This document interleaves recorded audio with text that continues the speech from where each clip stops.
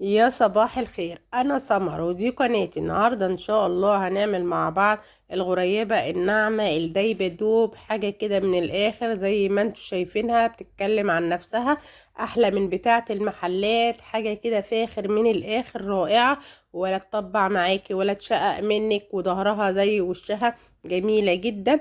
تابعيني لاخر الفيديو عشان تعرفي المقادير المظبوطه اللي هتعملي بيها الغريبة الجميلة دي، ولا تفرش منك في قلب الصاج ولا اي حاجة خالص.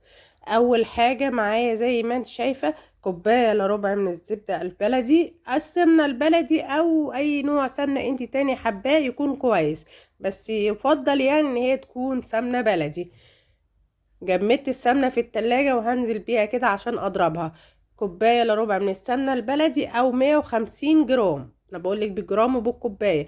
ومعايا نص كوباية سكر بودرة او 75 جرام سكر بودرة. هي دي المقادير المظبوطة اللي هتطلعها معاكي ناعمة ودايبة، ولا تفرش منك ولا تشقق ولا اي حاجة خالص ولا تطبع معاكي. هنبدأ نضرب كل المكونات دي مع بعض كويس جدا لغاية ما تبقى قوامها كريمي، والسكر يكون داب خالص ما تحسيش بملمسه. اهم حاجة ان النواعم بتاعة العيد تطلع كويسة، المقادير المظبوطة يا جماعة.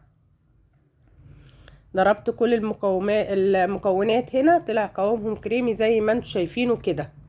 عايزه اقول لكم حاجه كمان، ان الكوبايه اللي بعاير بيها السكر هي اللي بعاير بيها السمنه هي اللي بعاير بيها الدقيق. هو المج ده ال200 مللي جرام ده.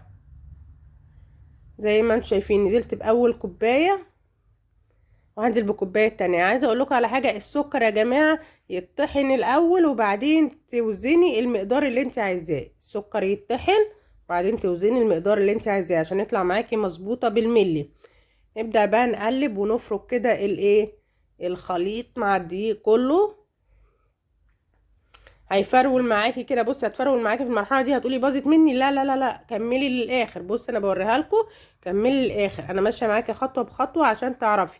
نبدا نعجن، لازم نعجن، نلم كده العجين، نلم العجين ونعجنه لغايه ما تحسي ان هو بقى ناعم معايا وملمسه ناعم جدا. تحسي ان السمنه كده ظهرت فيه وبقت عجينه لينه في ايدك تقدري تشكليها. هنا كانت خلاص كده اتشكلت معايا زي ما انتم شايفين، العجينه اتلمت معايا بقت حلوه جدا.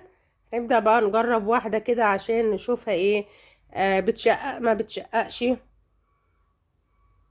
هنشوف كده مع بعض. لو ما بتشققش خلاص، لو بتشقق نحط معلقة سمنة عليها، وبرضو نلم العجين تاني لغاية ما نشوفها بتشقق ولا لا. عشان نكتشف هضغط عليها بصباعي كده عشان نشوفها بتشقق ولا لا. بصوا كده ما شققتش، هضغط في جميع الجوانب عشان اشوفها بتشقق ولا ما بتشققش. بصوا كده العجينة ناجحة 100% معايا، جميلة جدا عجينة الغريبة يا جماعة. نبدأ بقى نشكل كده. اول حاجة هجيب بس المكسرات اللي انا هحطها فوق الوش. انت عايزة تحطي فستق، عايزة تحطي الخرز اللي بيتحط، مفيش مشاكل. انا بحب عليها اللوز كده زي ما انت شايف. بكورها الكورة صغيرة كده معايا، ادي حبة الليمونة كده واقل كمان. وما تضغطيش عليها، يعني ضغطة بسيطة عشان تحطي بس المكسرات فيها. بصي بضغط ضغطة بسيطة جدا، لكن لو هتحطي الخرز مش هتضغطي عليها. زي ما انت شايفة كده شكلها تحفة، تتكلم عن نفسها.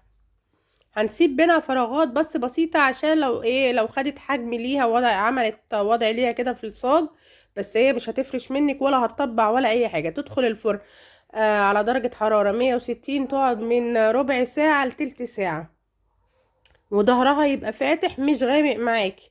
واول ما تطلع من الفرن ما تلمسهاش لمدة 3 4 ساعات، لانك لو لمستيها تحسي ان هي معجنة معاكي، هتطبع منك. لا سيبيها خالص لغاية ما تبرد خالص. هنا كانت استوت زي ما انتم شايفينها كده، وبردت كمان. بصوا بقى ابتديت امسكها بعد 4 ساعات اما اشوفها كده. بصوا بقى شكلها عامل ازاي، تحفة، احلى من بتاعت بره بمليون الف مرة. زي ما انتم شايفين، بصوا الظهر نفسه هو الوش، اللون واحد يا جماعة. بتاخد من ربع ساعة لتلت ساعة بالكتير قوي. او فرنك سخن هتاخد برضو ممكن اقل، يعني لو سريع هتاخد اقل، لو ابطأ هتاخد اكتر، حسب تسوية. زي ما انت شايفة، بصي ظهرها زي وشها ازاي، حاجة فاخر من الاخر.